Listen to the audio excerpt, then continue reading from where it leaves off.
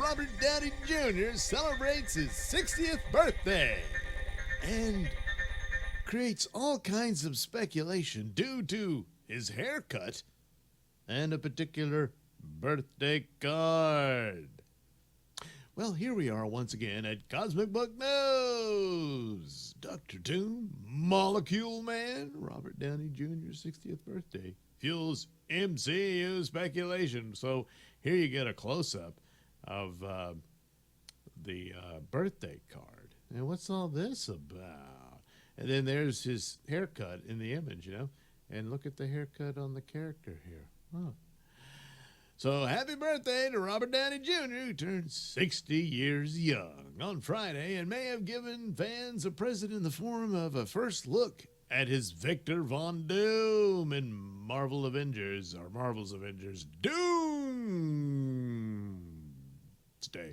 Images have surfaced from his birthday party in London, where Robert Downey Jr. has a new curly hair look, and there it is. Yeah, it's all off to the side and kind of wavy and stuff. And but kind of short on the sides there, you know. Yeah, I don't know this guy. Anyway, the birthday card is also surfaced. So here it is. It's kind of like a comic book cover, you know. And there it's got this old style corner box artwork that Marvel used to do all the time. And there's actual Dr. Doom in his classic form and what have you.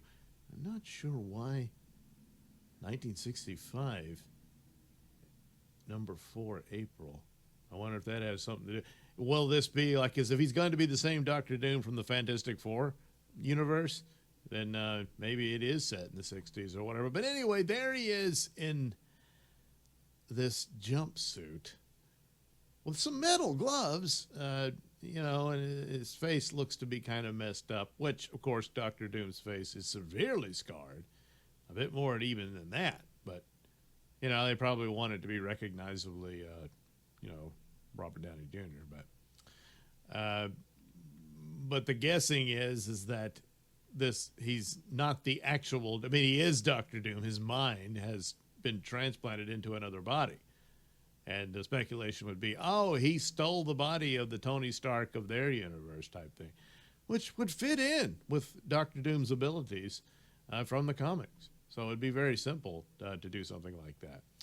However, there are some telling things, especially the jumpsuit is evocative of another supervillain who also played a pivotal role in the original Secret Wars narrative.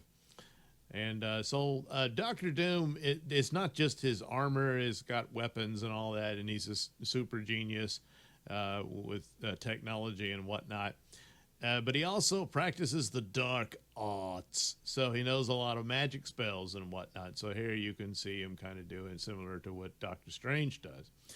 And, well, there's this curious doohickey. So you get down, oh, look at this guy, the Molecule Man. And look at his suit, very similar. And originally he had some wand, although technically he doesn't really need it. But you know, it looks similar to the imagery you see here, you know. Now, the atomic stuff, well, I don't know. So the image from Instagram is this that Boss Logic did, I guess.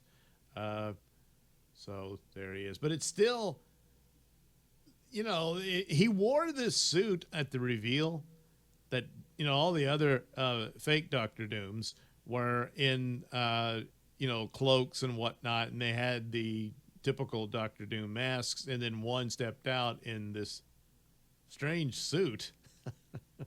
And it was Robert Downey Jr., you know, and he thought, oh, well, it's, you know, just for the reveal and stuff. It's something they whipped up for him to show up for, you know, the reveal. And, well, maybe not. You know, now 30,000, but maybe that is more of what the suit for his Dr. Doom will be. Maybe a bit of a letdown. But what's the deal with Molecule Man? So, you know, Matt McCloy says, hey, look, the birthday card offers some interesting things. as there happens to be a wand, an atomic symbol, and while Robert Downey Jr. is indeed wearing green, just like Dr. Doom, he sort of resembles, Molecule Man. So the speculation would be, what if Robert Downey Jr. is either playing both characters, as it is the multiverse we were talking about here, or what if the MCU combined the two characters?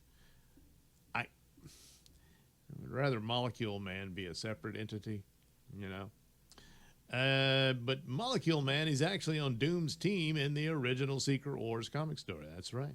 And Doom, once he got the Beyonder's powers, revealed to Molecule Man that he has pretty much the similar power. See, Molecule Man, he basically has the power of God, but he, due to his psychological inefficiencies, convinced himself he only had power over certain molecules, not all. I think it's like organic molecules he couldn't manipulate or something. I'm forgetting now. It's been a while. But something of that nature. And turns out, no, there's really nothing holding you back, But all in all, he just wanted to live a simple life with his girlfriend, that he also met during Secret Wars. And was pretty happy about that for the time being. But, well, trouble followed him anyway. So there's also this set image from the Fantastic Four film set surface revealing a secret actor. Now, this is the thing, is like, and they block it out. You're not allowed to see who this actor is and what character he's playing. So I think, it's very brief. It's just this little thing someone caught. And look at that, they're hiding this guy. Who could it be? Well, could it be Robert Downey Jr.? And they'll set that up over in Fantastic Four, just in time for the next big film, Avengers Doomsday, which is now in production, because anything left to the Fantastic Four would be post stuff, and it'll soon be in theaters in July, I believe. Yeah, about the same time as Superman. So, So anyway, Kevin Feige also recently said Avengers Doomsday will focus on the Avengers, Wakandas, Fantastic Four, Thunderbolts, and the original X-Men all fighting Dr. Doom. So it will lead to this. The problem overall is they haven't established Dr. Doom. And they're just going to, slap job this in, which is going to be to the detriment of it overall. It's not going to have the same impact as Infinity War did, because there were several films that developed all the characters, and Thanos, of course, was teased here and there. Dr. Doom hasn't been teased at all. They were originally going to tease Kang. I doubt that Dr. Doom was going to be introduced at all in this. Unless they were going to go with the idea that Dr. Doom was a version of Kang or something like that. But I doubt it. And there was rumors, and maybe it was true that they would introduce Dr. Doom in the Black Panther sequel. There were stories of that he would have been the mastermind behind it all, manipulating Namor, which is, of course, also part of the comic book narrative, that he did manipulate Namor against the Fantastic Four and stuff like that. Of course, it would just be Dr. Doom and Namor in the movie, not the Fantastic Four just yet, and then perhaps they could have had some revelation. At least it would be a little early on to lay groundwork for this, but just all of a sudden, he's going to appear in Doomsday, and perhaps Fantastic Four, but even the Fantastic Four are just now being introduced. And then they're going to get thrown into the MCU with this multiverse calamity in Secret Wars eventually, resulting in a new Marvel universe for them to produce films for. I'm guessing seems to be the idea, which could result in recasting roles and whatnot. Obviously, the X-Men will have one last hurrah from their Fox versions in this film, and I'm sure some more in Secret Wars. And then that's it. It's going to be new X-Men, new actors playing the roles that the previous actors did. So that would be my guess, which, okay, fine, actors age out and this sort of thing, and but the characters are immortal. They last forever, and that sort of thing. But there's just no groundwork here to have a really good introduction of Doctor Doom. Doctor Doom will already be this giant, godlike villain, it appears, when that's something he had to work to, and especially with Secret Wars, which actually could have been a culmination of Doctor Doom, of several stories. The thing about it, as much as I loved Secret Wars, it really got me into, this is the original one from the 80s that Jim Shooter did, it really sucked me into superhero comics. I'd had a handful here and there and all that, but when I got into that, I was, my little teenage brain was just completely enveloped in the whole cosmic scale of it, and especially, it really is kind of a Doctor Doom story about what he goes through to get that power, and then he loses it. And so the thing about it is, do you do any more Doctor Doom stories after that? Because he was God, and then he lost it. Now he's just some scarred idiot in an iron suit with magic tricks, it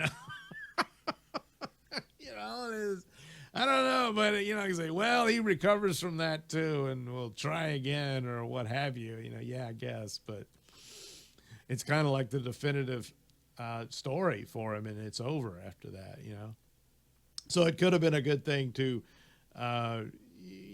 adapt. Obviously, it'd be very different from the comic book story, but nevertheless, that could have been a good send-off for your Doctor Doom character. Instead, it's basically his introduction, Now, granted, after multiverse shenanigans, well, there'll be some other Doctor Doom, but they're just starting Fantastic Four.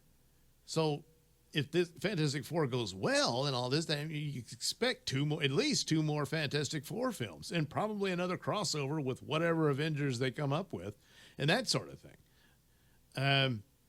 So my guess is the Robert Downey Jr. version of Doctor Doom will cease to be, but there will still be a Doctor Doom. But yeah, you kind of already had him in this big blaze of glory, and that's it. So there's other villains in the Fantastic Four narrative, but with all superheroes, especially the most popular ones, they all have a main arch villain. There's lots of villains. A lot of them are really good. Spider-Man has great villains. Batman has great villains. But ultimately, the Joker is the main villain for Batman. Lex Luthor is the main villain for Superman. The Green Goblin, for the most part. Dr. Octopus can give him a run for the money, but for the most part, Green Goblin's the main villain for Spider-Man.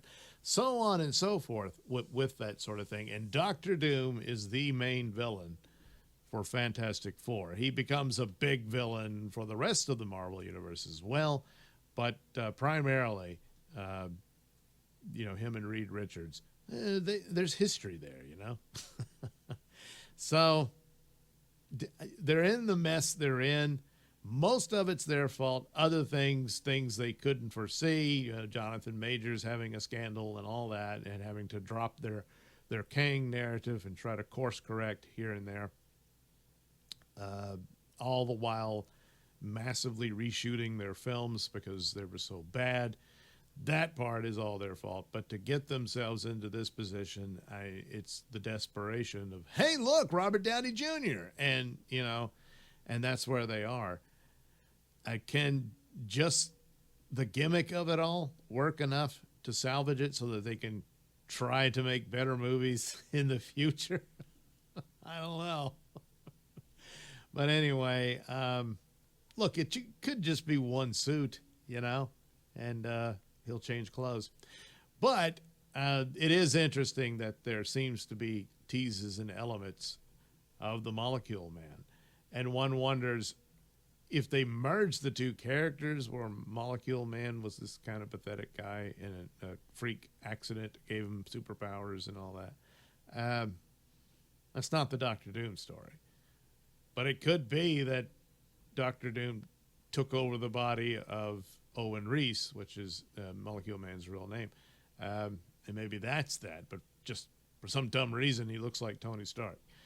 I don't know. I think it would be the obvious thing they have to address the Tony Stark face, unless they're going to have Robert Downey Jr. unrecognizable from the scars to his face and everything.